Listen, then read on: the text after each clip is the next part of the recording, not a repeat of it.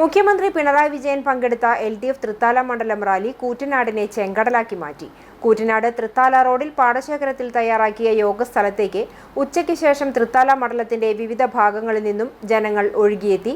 ജനപങ്കാളിത്തം കൊണ്ട് റാലി ശ്രദ്ധേയമായി. ശനിയാഴ്ച ഉച്ചയ്ക്ക് ശേഷം തൃത്താലയിലെ കൈവഴികളിലൂടെ ജനങ്ങൾ കൂറ്റനാട് ടൗണിനെ ലക്ഷ്യം വെച്ച് നീങ്ങി. മണ്ഡലം കൺവീനർ MR മുരളി അധ്യക്ഷനായി.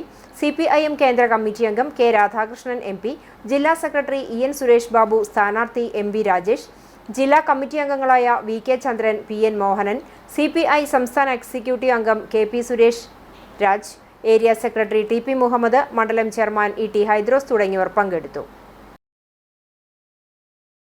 ഇവിടെ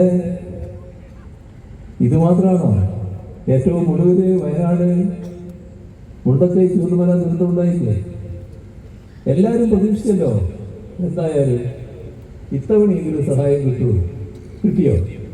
അപ്പോൾ കേരളത്തോട് പ്രത്യേക രീതി